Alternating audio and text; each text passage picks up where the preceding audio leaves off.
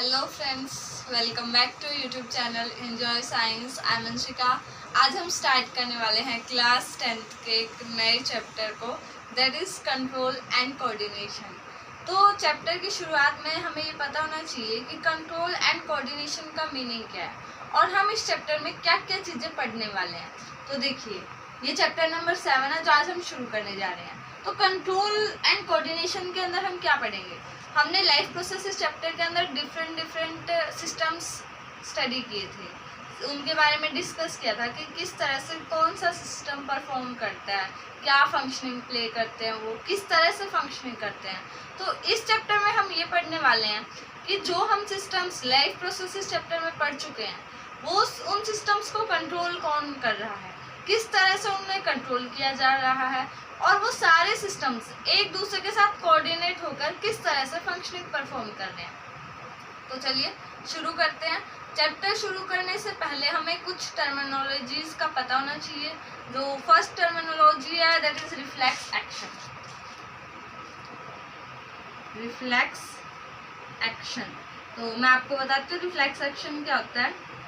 देखिए, हम जानते हैं कि हमारे एक्सटर्नल एनवायरनमेंट में जो भी चेंज आता है हम उसके प्रति कुछ ना कुछ रिस्पॉन्स करते हैं, दैट इज रिफ्लेक्स एक्शन।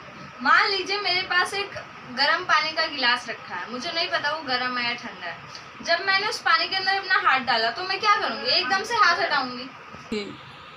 जैसे मैंने हाथ बाहर निकाला, इसका मतलब क्या है? मैंने अपने एक्सटर्नल एनवायरनमेंट को, मैं स्टिमुलाई को रिस्पॉन्स किया है। तो इसी एक्शन को हम कहते हैं रिफ्लेक्स एक्शन। अपने एनवायरनमेंट में चेंज आने के प्रति जो हम रिस्पॉन्स करते हैं उसे हम रिफ्लेक्स एक्शन कहते हैं। हमारी बॉडी के अंदर 5 सेंस ऑर्गन्स प्रेजेंट है, ear, eyes, nose, tongue and skin. तो उन सभी के अंदर रिसेप्टर्स प्रेजेंट होते हैं। रिसेप्टर्स मीन्स रिसेप्टर्स अब हमारे एक्सटर्नल एनवायरनमेंट से सिग्नल को रिसीव करते हैं। जैसे अब हम देख पा रहे हैं तो आईज के अंदर रिसेप्टर्स प्रेजेंट है जिन्हें हम फोटो रिसेप्टर्स कहते हैं, जिनकी वजह से हम देख पा रहे हैं। तो वो रिसेप्टर्स का काम होता है एक्सटर्नल एनवायरनमेंट से सिग्नल को रिसीव करना, तो जिनकी वजह से हम देख पाते हैं, सुन पाते हैं। तो 5 सेंस ऑर्गन्स है बॉडी में। जो टंग है वो क्या करती है?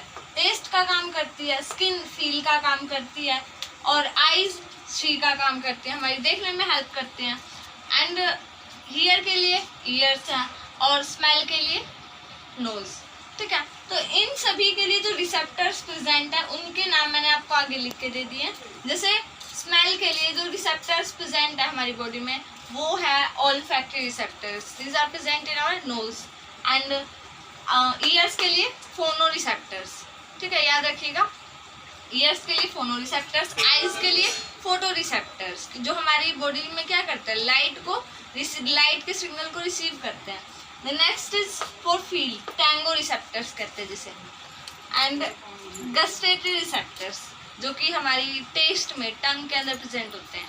ओके, तो रिफ्लेक्स एक्शन हम कर चुके हैं। और रिसेप्टर्स जो आपको याद रखने हैं, these are the important receptors जो एग्जाम में पूछ भी लिए जाते हैं। 5 रिसेप्टर्स सेंस ऑर्गन्स के अंदर प्रेजेंट होंगे, सभी के नाम याद होने चाहिए। उसके बाद हम पढ़ेंगे अब न्यूरॉन के बारे में, जिसे हम नर्व सेल के नाम से भी जानते हैं। 9th क्लास में आप इसके बारे में कुछ बेसिक्स पढ़ चुके हो, बट 10th क्लास में ये एग्जाम पॉइंट ऑफ व्यू से भी इम्पोर्टेंट है। तो चलिए नर्व सेल को करते हैं, that is called nerve cell. मैं आज आपको वीडियो के लास्ट में नर्व सेल की बहुत ही अमेजिंग एनिमेशन दिखाने वाली हूँ। एक नहीं, दो नहीं, पूरी 3 एनिमेशन सिलेक्ट करके रखे मैंने आपके लिए। तो चलिए शुरू करते हैं। That is the nerve cell. Nerve cell क्या करता है? हमारी बॉडी के अंदर जो नर्व सेल है जिसे हम न्यूरॉन्स भी कहते हैं, this is the largest cell of our body. ये क्या करते हैं? सिग्नल को ट्रांसफर करने का काम करते हैं। सिग्नल सबसे पहले आएगा हमारे डेंड्राइट्स के पास। This structure, hair like structure जो एंड्स में प्रेजेंट है, इसे हम कहते हैं dendrites.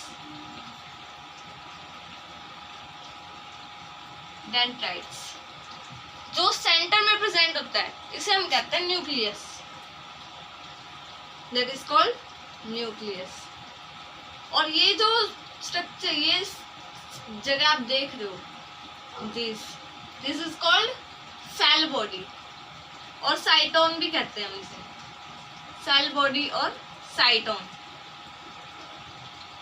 And the next is, ये जो डेंड्राइट्स है ये इसकी एंडिंग है। ओके, सेल बॉडी ये जो सेंटर में आपको दिख रहा है, और इसके सेंटर में जो ये स्ट्रक्चर आपको दिख रहा है, this is called nucleus.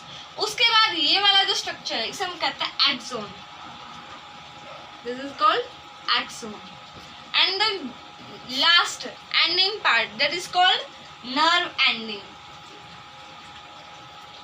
Nerve ending. ये क्या करती है, न्यूरॉन्स ही हैं जो हमारी बॉडी के अंदर सिग्नल को ट्रांसफर करती है। जैसे हमारी आइज ने कुछ भी देखा तो उसको ब्रेन तक ले जाने का काम न्यूरॉन्स करती है। ठीक है, न्यूरॉन्स बहुत ही छोटी छोटी यूनिट्स हैं।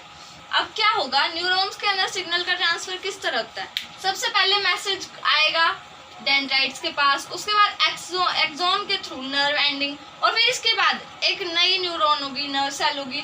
वो कैसे स्ट्रक्चर इनका कंबाइन होगा, मान लीजिए यहाँ पे एक नर्व सेल है, वो इस तरह से है। ठीक है, तो यहाँ पे अगली नर्व सेल होगी, यहाँ पे अगली नर्व सेल, तो ये एक के बाद एक नर्व सेल होते हैं। यहाँ पे नर्व एंडिंग के बाद आपको क्या देखने को मिलेगा, अगली नर्व सेल की डेंड्राइट्स। ओके, ये होता है हमारा न्यूरॉन का स्ट्रक्चर। अब मैं आपको दिखाती हूँ न्यूरॉन के अंदर किस तरह से सिग्नल का ट्रांसफर होता है एनिमेशन के थ्रू। हम 3 एनिमेशन देखने वाले हैं।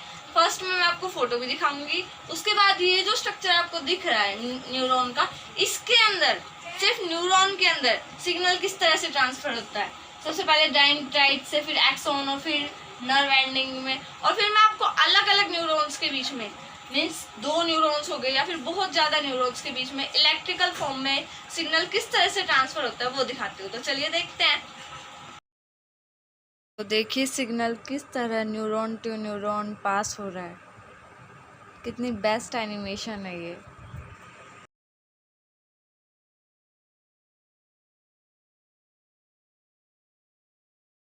तो अब मैं आपको दिखाती हूँ न्यूरॉन के अंदर किस तरह से सिग्नल ट्रांसफ़र होता है, सिर्फ एक न्यूरॉन के अंदर। ये देखिए, मैंने आपसे पहले ही कहा था कि मैं आपको 3 एनिमेशन दिखाने वाली हूँ, तो ये देखिए 3rd एनिमेशन। तो फ्रेंड्स, कैसी लगी आपको रियल न्यूरॉन्स के सिग्नल ट्रांसफ़र के एनिमेशंस? मेरे साथ इस चैप्टर के हर एक वीडियो में बने रहिएगा। मैं कल आपको बता दूं, मैं आपको कल को ब्रेन का रियल स्ट्रक्चर दिखाने वाली हूँ, तो कल के लेक्चर के लिए बने रहिएगा मेरे साथ। लेकिन अगर आपने अभी तक हमारी वीडियो को लाइक, शेयर, सब्सक्राइब नहीं किया है तो जल्दी से कर दीजिए, ताकि मेरी अगली आने वाली वीडियो की नोटिफिकेशन सबसे पहले आपको मिले।